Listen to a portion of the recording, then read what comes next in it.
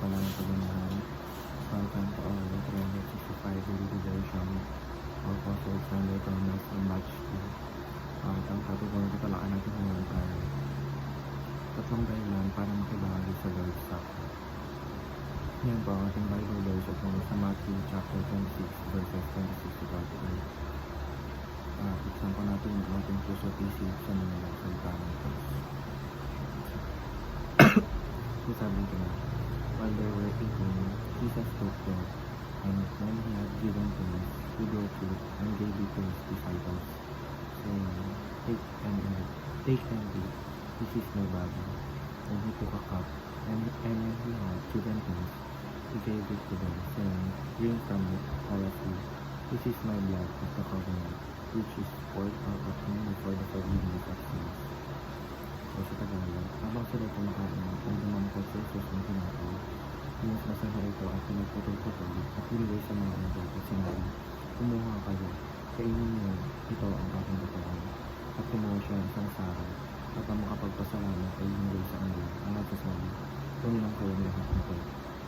Sapagkat, ito ang aking dugo ng tipan, na nabubuhos dahil sa marami, sa pagpapatawad ng mga kasalanan. Teaching, 3 reasons to practice the Lord's Supper. Number 1, fast, revisiting the cross of Christ. Kung pinagdiriwang ang Lord's Supper, inaalala natin ang ginawa niya sa krus. Pagpalala ng kanyang sakripisyo at pagmamahal sa atin. Sa pagputol ng tinapay at pagbilang ng alak, pinapaalala sa atin na si Jesus ay nag-alala ng kanyang buhay upang tayo ligtas sa kasalanan.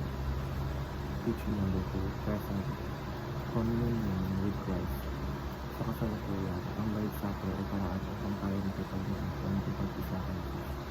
Sa spiritual ng paraan, pinapakita nito ang pag-ating patuloy na relasyon pagkisama sa Kanya bilang ating pagkakaligtas. Teaching number 3, future, proclaiming the return of Christ. Ang Lord's Supper ay hindi larang pagganita sa nakaraan, hindi paghihintay din sa iyong mahal. Sa tuwing tayo ginagawa, pinapahid natin ang pag-asang babalik sa Jesus at ipagkakarin ang pangako ng kaligtasan at walang hanggang buhay. Application number 1, convert to Christ and live with Christ. Ang una at pinakamahalagang hakbang o ang tunay ng pagpunta kay Jesus bilang Panginoon at tagapagligtas. Sa pamagitan ng bautismo, pinapakita nito ang ating pagsunod bagang simula bilang anak ng Diyos.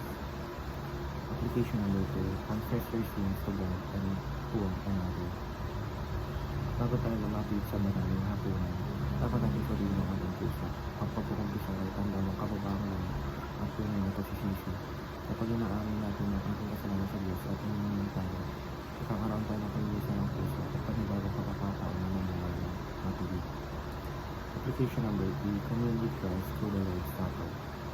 Kapag tayo ay pinahagi sa Lord's Supper, hindi lang ito isang ritual, hindi isang sagradong sandali ng pagkipagnitin sa Jesus. Dito natin naranasan ang kanyang biyaya, kapatawaran at presensya. Sarili itong palaran na tayo ay bahagi ng isang katawan ng mga mananampalataya na nagkakaisa sa pananampalataya ng Kristo. Yun lamang po ang aking mga Maraming